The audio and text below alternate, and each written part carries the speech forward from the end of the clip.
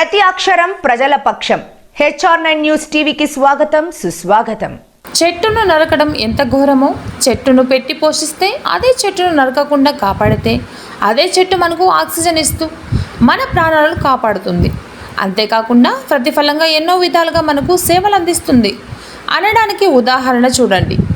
చూసి చెట్లను పెంచండి, ఆ చెట్లు మనకు ప్రాణదాతగా మిగులుతాయి, మన సేవ నిత్యం చేస్తూనే ఉంటాయి.